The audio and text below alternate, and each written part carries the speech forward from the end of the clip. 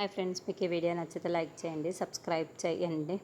నిషి నగలు కొట్టేస్తుంది అని కౌశికి నిలదీస్తూ ఉండటంతో, ఏంటి నేను నగలు కొట్టేశానని మీరు ఎలా చెబుతున్నారు? నగలు కొట్టేసింది నేను కాదు, కాచినే. అందుకు నా దగ్గర సాక్ష్యాలు కూడా ఉన్నాయి. కాచినే ఈ నగల్ని కొట్టేసింది అని నిషి ఒక వీడియో చూపిస్తూ ఉంటుంది.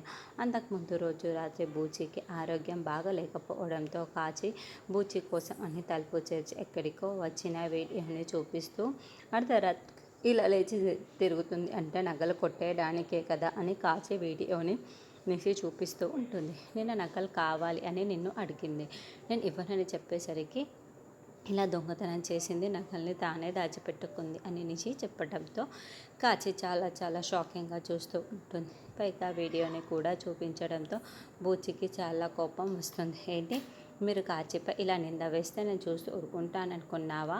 మీరు నిన్న ఇంద్రాణి వచ్చినప్పుడు 13 కోట్ల డీల్ చేసుకున్నారు, దానికి 3 కోట్లు తక్కువయ్యాయని చెప్పి మీరే ఆ నగలు కొట్టేశారు. కొట్టేసి నా కాచి కాదు అని బూచి గట్టిగా అరుస్తూ నిలదీస్తూ ఉంటాడు.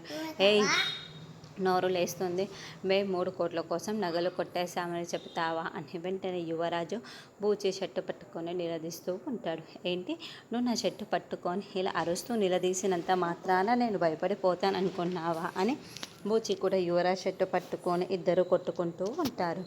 నువ్వే దొంగ అని ఇద్దరు కొట్టుకుంటూ ఉంటారు. అంతే, ఆపండి అంటూ అందరూ కేదార్, ధాత్రి, సుధాకర్ విడదీయడానికి ప్రయత్నిస్తూ ఉంటారు. అయినా కూడా బూచి యువరాజ్ ఏమాత్రం తగ్గకుండా కొట్టుకుంటూ ఉంటే అప్పుడే కౌశికి చాలా గట్టిగా ఆపండి అంటూ గట్టిగా అరిచేయడంతో ఇక అందరూ చాలా షాకింగ్గా అరుస్తూ ఉన్న కౌశికి వైపుకు చూస్తూ ఉంటారు. చూడండి, నగలు కొట్టేసింది ఎవరైనా కానీ ఆ నగలు తీసుకొని మీరు ఒక్క అడుగు కూడా బయటికి పెట్టలేరు, నేను తేలుస్తాను కదా అని ఎవరో అని కౌశికి చాలా కాన్ఫిడెన్స్గా చెబుతూ ఉంటుంది.